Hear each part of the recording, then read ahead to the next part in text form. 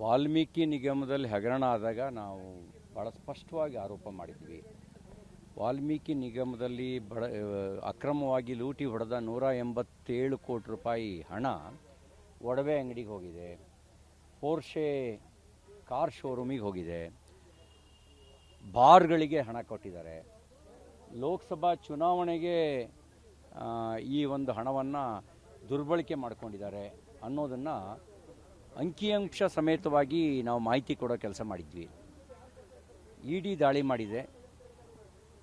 ಸರ್ಕಾರ ನೇಮಕ ಮಾಡಿದಂಥ CID ನಾವು ಮಾಹಿತಿಯನ್ನು ಕೊಟ್ಟರೂ ಕೂಡ ಆ ಮಾಹಿತಿಯನ್ನು ಸರಿಯಾದ ರೀತಿಯಲ್ಲಿ ತನಿಖೆ ನಡೆಸಿರಲಿಲ್ಲ.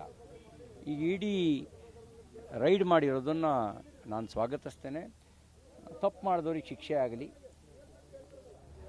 ಪರಿಶಿಷ್ಟ ಪಂಗಡದ ಕಲ್ಯಾಣಕ್ಕೆ ಬಳಕೆ ಆಗಬೇಕಾದ ಹಣ, ಅವ್ರ ಗಂಗಾ ಕಲ್ಯಾಣಕ್ಕೆ, ಅವ್ರ ಸ್ವಯಂ ಉದ್ಯೋಗ ಯೋಜನೆಗೆ, ವಾಹನ ಖರೀದಿಗೆ, ಭೂ ಖರೀದಿಗೆ ಬಳಕೆ ಆಗಬೇಕಾದಂಥ ಹಣ ಚುನಾವಣೆಗೆ ಅಕ್ರಮಕ್ಕೆ ಬಳಕೆ ಆಗೋದು, ಬಾರಿಗೆ, ಇದು ಒಡವೆ ಅಂಗಡಿಗಳಿಗೆ, ಕಾರ್ ಶೋರೂಮ್ಗಳಿಗೆ ಕೊಡೋದು, ಇದೊಂದು ರೀತಿಯ ದರೋಡೆಗಿಂತ ಕ್ರೂರವಾಗಿರ್ತಕ್ಕಂಥದ್ದು.